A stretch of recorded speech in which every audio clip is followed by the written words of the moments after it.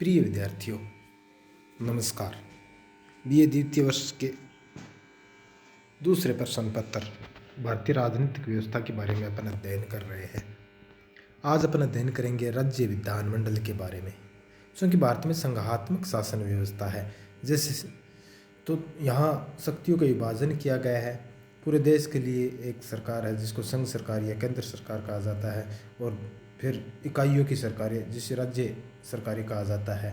तो जैसे केंद्र स्तर पर संसदात्मक शासन व्यवस्था है, वैसे ही राज्यों के स्तर पर भी संसदात्मक शासन व्यवस्था है। यहाँ राज्य विधानमंडल के बारे में अपन आज जानेंगे। संविधान के द्वारा भारत के प्रत्येक राज्य में एक विधानमंडल की व्यवस्था की गई है। संविधान के अनुच्छेद 168 में कहा गया है कि प्रत्येक राज्य के लिए एक विधानमंडल होगा, जो राज्यपाल तो कुछ राज्यों में 2 सदनों से एवं कुछ में 1 सदन से मिलकर बनेगा। जिन राज्यों में 2 सदन होंगे उनके नाम क्रमशः विधानसभा और विधानमंडल होंगे। यानी ये विधानमंडल बनेगा राज्यपाल से और राज्य विधानमंडल, और विधानमंडल के कुछ राज्यों में 6 राज्यों में 2 सदन है और बाकी के राज्यों में 1 सदन है। प्रथम सदन जो विधानसभा है और दूसरा विधान परिषद है। अपन जहाँ तक राजस्थान की बात करते हैं तो यहाँ विधानमंडल 1 सदन नहीं है, जहाँ यहाँ विधानसभा है, विधान परिषद नहीं है। कुछ राज्य जैसे उत्तर प्रदेश, महाराष्ट्र, कर्नाटक, आंध्र प्रदेश, बिहार, इन राज्यों में विधान परिषद भी है। अब चूंकि जम्मू कश्मीर राज्य नहीं रहा है तो इस प्रकार वहाँ भी पहले विधान परिषद था, तो अब वहाँ विधान परिषद की व्यवस्था नहीं है, क्योंकि वो केंद्र शासित प्रदेश 2 बन चुके हैं, लद्दाख और जम्मू एंड कश्मीर। अब आता राज्य का वैधानिक प्रधान राज्यपाल। जैसे केंद्र में संसद का, देश का वैधानिक प्रधान संवैधानिक प्रमुख होता है राष्ट्रपति, वैसे ही राज्य का संवैधानिक प्रमुख राज्यपाल होता है। राज्य की कार्यपालिका में राज्यपाल एवं एक मंत्री परिषद होती है। संस्थात्मक शासन व्यवस्था होने से राज्यपाल राज्य की कार्यपालिका का वैधानिक प्रधान होता है, जबकि मंत्री परिषद राज्य कार्यपालिका सत्ता की वास्तविक प्रधान होती है। चूँकि अपन पहले ही की कक्षाओं में पढ़ चुके हैं कि संस्थात्मक शासन व्यवस्था में कार्यपालिका के 2 स्तर होते हैं, एक नाम मात्र की कार्यपालिका और एक वास्तविक कार्यपालिका। तो केंद्र स्तर पर नाम मात्र की कार्यपालिका का प्रमुख राष्ट्रपति होता है और राज्यों के स्तर पर राज्यपाल होता है, और वास्तविक कार्यपालिका मंत्री परिषद के पास होती है। अब राज्यपाल की नियुक्ति की जहाँ तक बात है तो नियुक्ति राष्ट्रपति द्वारा की जाती है और राष्ट्रपति के प्रसाद पर्यंत ही वह अपने पद पर रहता है। कहने का तात्पर्य है कि उनका कोई निर्वाचन नहीं होता है, राष्ट्रपति द्वारा सीधे ही मनोनीत किया जाता है, नियुक्त किया जाता है। और वैसे इनका कार्यकाल 5 वर्ष का होता है, लेकिन राष्ट्रपति जब चाहे राज्यपाल को हटा सकता है। कोई महाभियोग की प्रक्रिया जैसे राष्ट्रपति के लिए या न्यायाधीशों के लिए होती है, वैसी कोई प्रक्रिया राज्यपाल के लिए नहीं है। राष्ट्रपति के प्रसाद पर्यंत ही वह अपने पद धारण करता है। अब राज्यपाल नियुक्त होने के लिए योग्यताएं क्या है?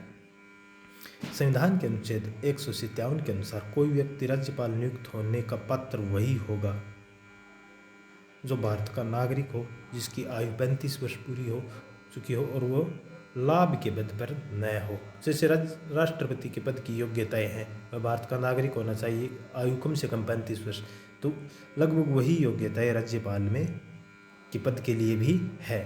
यानी कम से कम 35 वर्ष की आयु का होना आवश्यक और किसी लाभ के पद पर धारण न किया हो। अपना पद ग्रहण करने से पूर्व राज्यपाल को उस राज्य के उच्च न्यायालय के मुख्य न्यायाधीश के सामने शपथ लेनी पड़ती है। यानी राज्यपाल को जब नियुक्त कर दिया जाता है राष्ट्रपति द्वारा, तो संबंधित राज्य के उच्च न्यायालय के मुख्य न्यायाधीश उनको शपथ दिलाता है, जिससे वह प्रतिज्ञा करता है कि राज्यपाल पद का कार्य पालन श्रद्धापूर्वक करेगा तथा संविधान एवं विधि का परीक्षण, संरक्षण एवं प्रतिरक्षण करेगा। संविधान के अनुसार एक ही व्यक्ति 2 या अधिक राज्यों के लिए राज्यपाल भी नियुक्त किया जा सकता है। यानी ऐसी कोई बाध्यता नहीं है कि एक व्यक्ति एक समय में ही वो 2 राज्यों का राज्यपाल भी रह सकता है। उदाहरण के लिए अगर कोई राजस्थान का राज्यपाल है तो गुजरात का या अन्य दूसरे राज्य का भी राज्यपाल एक साथ रह सकता है। अब आते हैं राज्यपाल की शक्तियाँ। प्रथम है कार्यपालिका शक्ति। चूंकि अपन पढ़ चुके हैं कार्यपालिका का संवैधानिक प्रमुख होता है। राज्य की कार्यपालिका शक्ति राज्यपाल में निहित होगी, जिसे वह स्वयं या अधीनस्थ पदाधिकारियों द्वारा संपादित करता है।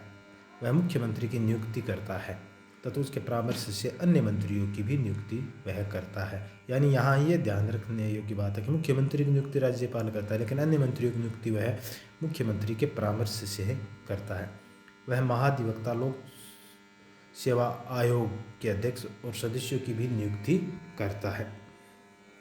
क्योंकि यहाँ ये बात ध्यान देने योग्य है कि वह अब स्वयं या अधीनस्थ पदाधिकारियों द्वारा संपादित, अधीनस्थ पदाधिकारियों का यहाँ आशय मंत्री परिषद से है, यानी मंत्री परिषद के सहयोग से वो प्रशासन करता है।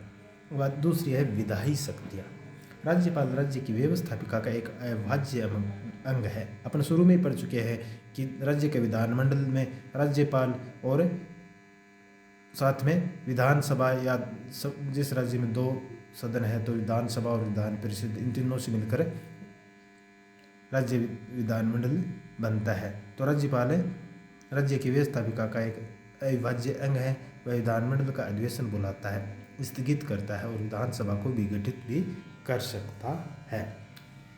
यानी समय से पहले विधानसभा का कार्यकाल वैसे 5 वर्ष का होता है, लेकिन मुख्यमंत्री की सलाह पर या उनको ऐसा महसूस हो जाए कि सदन के बहुमत नहीं है तो दूसरे पक्ष को वो मुख्यमंत्री पद धारण के लिए आमंत्रित कर सकता है।